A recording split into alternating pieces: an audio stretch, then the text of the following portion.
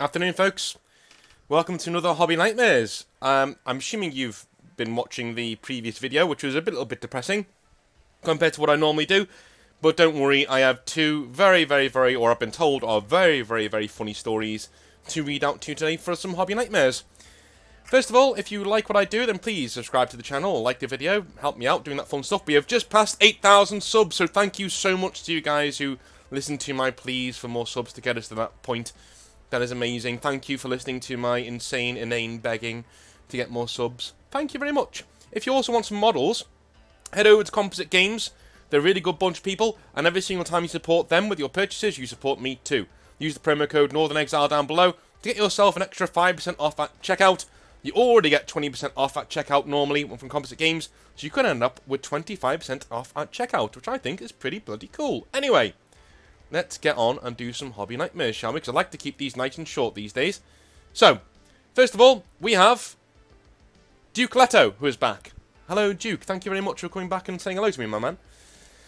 He says, "Greetings, North. Greetings, fellow Nightmare enthusiasts." Greetings, Duke Leto.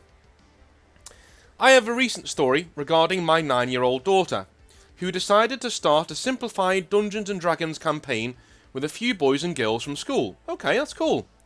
They named it Hellfire Club in honor of Stranger Things. Okay, what is your 9-year-old doing watching Stranger Things? Just saying. I wouldn't let my kid watch Stranger Things right now. I mean, maybe no, not even the early ones. They're really scary too. Well, not scary, but for kids, they are pretty scary. Anyway, even though half of them haven't seen it. There we go. Okay, fair enough. Needless to say, I was surprised and thrilled. So I hooked them up with a free set of online rules called Dungeon Squad, meant for kids. I even let them borrow some of my painted minis to take things up a notch. The idea was that they would play in the mornings at their before-school care program. Here they have a good hour and a half to burn with nothing else to do. I do this because I have to drop her off early in order to get to work on time. Sounds great, right? So, stop here and guess where this is going. Okay. I've got to guess where this is going. So, I think one of the teachers is going to get involved and say that this is highly inappropriate for young children. I'm just going to say that that's going to happen. Let's see. After about 2 sessions, the kids were told they had to stop playing. Ah, okay. Apparently, since not everyone at the before-school program could participate, it was labelled as exclusive, and therefore it wouldn't be allowed.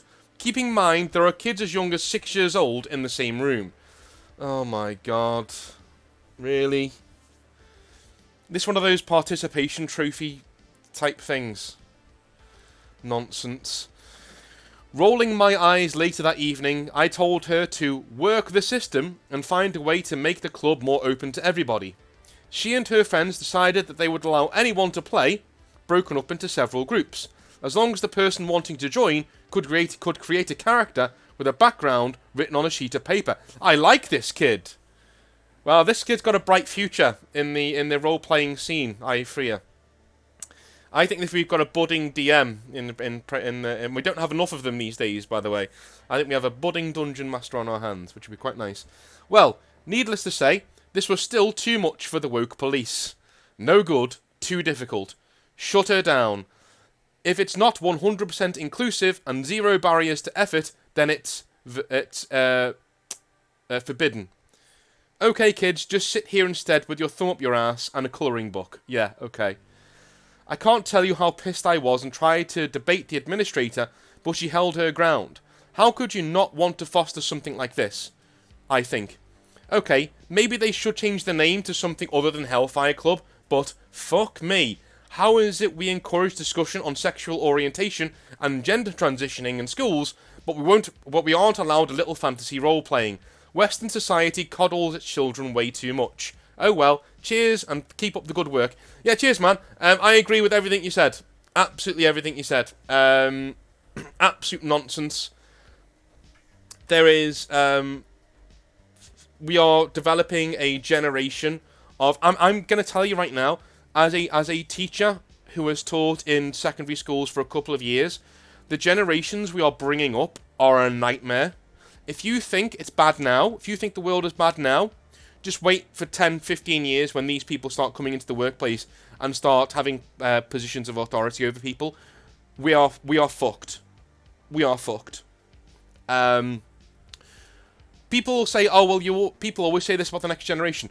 Mate, nobody said that about my generation or the generation before. Not that I know of, anyway. All of our parents were proud of the people we were becoming and what we were doing. Right? And it went for the generation before me as well. Like, we always had the people who were extreme, normally right-leaning Republicans who were like, oh my god, they're ruining everything, they're so over-sexualized, blah, blah, blah, right? You would always get those, but for the most part, parents are proud and not terrified of the kids they were bringing up these days. Looking at how schools are failing children, and let's be honest, parents too. There's no discipline, there is no accountability, there is no right to build yourself. You have to be this homogenous grey goo blending into the background of everybody else. And it's only a matter of time before those people start rebelling and start causing actual harm to people around them. But, hey, what do I know? I was only a teacher for 4 or 5 years, but, what do I know? Anyway, Bolingbroke says, hey, Exile. Oh, I've got this. Bolingbroke said I would really like this one. So let me get into... Let me see what this is all about. He says, hey, Exile. Just wanted to pass along a quick hobby nightmare about a friend of mine called Mike, who did role-playing games and Games Workshop stuff with me at university. Okay, cool. He was a top bloke most of the time. Very talkative and funny. Quite dry. He did have a bit of an eccentric side, however, and a lot of his friends were rather left-wing. By that I mean the types of folks who will go out for a pint and unironically talk about how downtrodden they are whilst attending an elite university in the UK and have their education paid for by their parents. Yeah. It's not just left-wingers who do that, by the way. Fucking loads of people do that at university. Oh my god, nobody understands me. Oh my god, no one's listening. Dude, you haven't earned an opinion, you're a moron. Now take your signet ring off and shut the fuck up. He continues, I could tell that Mike had started to take a lot of this to heart, as he was in a few societies with these folks. Namely, the Tabletop RPG Club and the Anime Club, both of which had rather odd and negative reputations for simping and creepy white knight behaviour. I was actually 31 whilst at university. I quit my job to become an engineer, and so was at university doing that, if anybody was wondering. And so at this stage I stayed away from a lot of societies at university. Even dating was an issue, with me being 31, so I was relieved to hear that you went through similar things. I did indeed. Anyway, back to my story. I started my own... just before he goes on here, we had this as well. Like, our RPG societies were very much pulled apart by political activism, and that's why I wasn't involved in it either. I had a D&D group on my own, and that went extremely well. Like, we had a really, really good time playing D&D. Until we all just grew apart afterwards, but, it is what it is. He says, I started my own RPG campaign for older students that was pretty grim-dark and tended to go pretty hard, much like the story on your last video that inspired me to share this one. In the party entering into this Rise of the Feudal Kingdoms Conan the Barbarian style setting are, and we have a rundown of the cast here, Trev, a barbarian, the son of an outlaw king who was kicked out of his petty kingdom for sleeping with his stepmother. He said, yeah, he goes pretty hard. Bob, a rogue storyteller who had his inn stolen from him by a crime syndicate of assassins, and so he hit the road with Trev to make enough money to hire some hard bastards to take it back. Jess, a warrior, modelled after Valeria in the Conan movies. Her husband was killed in a nomad raid led by Trev's father. And she and him did not get along. She and Trev did not get along at first, but a romance eventually starts brewing between them. She acts as the group's conscience, as she is the most normal-ish. Mike, our person who's already been mentioned, a wizard, a healer from a college of natural healing arts, who is on an apprenticeship to join those in need and give them aid when he can. He is pretty much a hippie and likes riding elks. Don't ask. I love these. These are all really cool characters. Stace, a paladin, Mike's friend from the anime group, and a devotee of Amalur, the god of justice. Oh my god. Very powerful combatant and unmoving in her moral convictions. I wonder if you can see where this is going. I like this guy. He's good. He's a good writer. I like this one. Yes, you guessed it. Stace is a real pain in the arse. At each opportunity in town, or wherever she is on a box. Literally, on a box. Preaching the evils of social injustices in the world, and how we must do away with kings of all kinds, and so all can be equal. At one point, Stace and Jess get into a real-life argument, as Jess says, and I quote, "Can we not have this communist bullshit at the table, please?" I was ready to marry this woman after that. Anyway, continuing on. Did you marry Jess? That'd be pretty cool. Anyway. Mike had the first few sessions at the table without Stace, and I felt like I had my friend back. He was laughing and joking and getting into all sorts of hijinks before finally saving the day. The session Stace started, we even got to play out a joke in the D&D community when the party came across 2 doors in a wizard's interdimensional prison. One led to a fierce battle with a void dragon, way above their level, and the other led to their goal, an altar they needed to destroy holding the wizard's soul. Each door was guarded by a sentinel. One always told the truth, and one always lied. This was the only clue given to the party to solve the riddle. How they solved it went like this.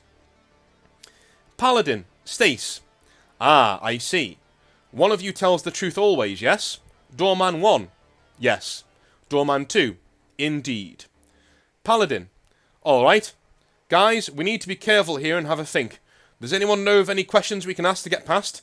There has to be something we can do. Trev, in his best loincloth, plants his axe through the skull of Doorman 1. Paladin, what the fuck are you doing? Trev points to the dead doorman and asks doorman number 2, is he dead? Doorman 2, no.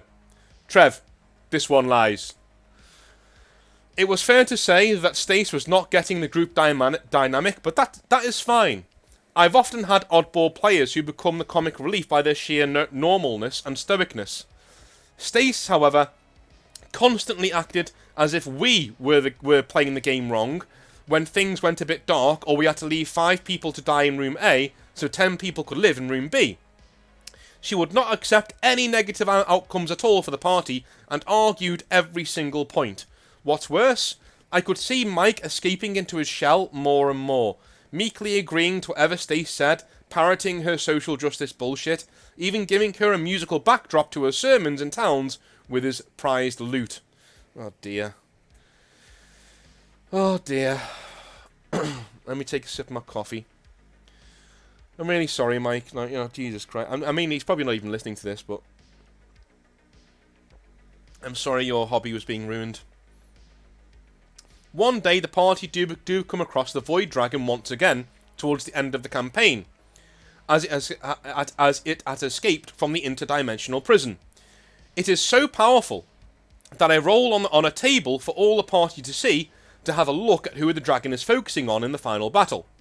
At this point, so this is so people don't feel that they're being picked on. That's pretty cool. At this point, Stace has become adept at making mental contact with creatures large and small. It's a paladin skill in our system that helps with their griffin mounts if they ever get them. So paladins in this system have griffin mounts. That's pretty cool. And during the battle, she gets attacked by the dragon. She calls Trev, who is nearby, for help. Alright. Trev describes how his character is eating half a melon, picked up at a vendor a few hours earlier. He will be over to help her out in a moment. The table chuckles. Stace does not. Now, Trev always meant to help her after using his free action to eat the melon, until Stace says, and I quote, "Why are you being such a woman-hating incel cunt? Get over here and help me, or don't play at all." Wow. Trev looked at her in real life, smiled, and spent his full turn retrieving the second half of the melon from his loincloth and eating it. Stace turns to the dragon, a godlike being in the setting, and makes direct mental communion with it. I warn her outright that this could have dire consequences, such as the dragon's sheer mental willpower. In this setting, Death is around every corner, and I have already saved Stace several times from stupidly heroic things that don't really fit in the setting, even helping her succeed on several occasions by fudging rolls for her. Not this time, though. Let the chips fall where they may. She intends to dominate it and finally rid the world of Trev's antics by having it eat him. I make a mental note that if she makes communion with it, she will die, and she will only succeed on a natural 20. That's a 1 in 20 chance of instant death. Boom. Nat 20. Stace has an instant mental orgasm and her head explodes. She is not happy. Picks up her bag and dice and makes to leave. Horribly, Mike gets up and joins her and shakes his head at us, muttering, "That wasn't cool," before leaving. Unfortunately, I hardly spoke to Mike after this as he went deeper down that rabbit hole. We are no longer friends, and my group often wonders where he is now as we slay monsters in our homebrew RPGs. Cheers for all you do, Exile. Speak to you soon. Wow, Jesus Christ, man, that was intense. That was intense. I loved it, though. That was such a cool story. In the interest of fairness, I do have stories here that I'll be reading out over the next couple of sessions about people who are actual incels and right-leaning folks who tend to be, shall we say, kind of cringy in their neckbeardedness around women at the table. So I will get into that in our next session, because there are a few that we do have that are like that. But this one was particularly hard to get through, because as a DM, it really sucks to hear about somebody's hobby being taken away from them. And let me tell you, this is exactly what it looks like when somebody's hobby is taken away from them. And this is what it looks like when you don't tell a woman no. Certain behaviours you need to... Like, there are certain people in this world who just need training. They need training on how to act around people. It's just how it is. It's just how it is. Men, women, doesn't matter. You need training on how to act, and nobody has taken the Stace aside and given her that talk. And if they have done, they've probably been fobbed off and she hasn't listened. So, this is a toxic person. Gatekeep as much as you can. Keep them away from your table. And if they get to your table, then tell them what the time is. You know what I mean? Tell them what the news is, and get rid of them, because we don't need this in the hobby, man. We don't need it at all. Anyway, thank you very much for watching Hobby Nightmares for today. I love you all a long time. Have a wonderful rest of your day, and I will speak to you tomorrow, where I have a story about Alariel, who lives in Sheffield, because that's been requested a few times on Patreon. See you then. Have a good one.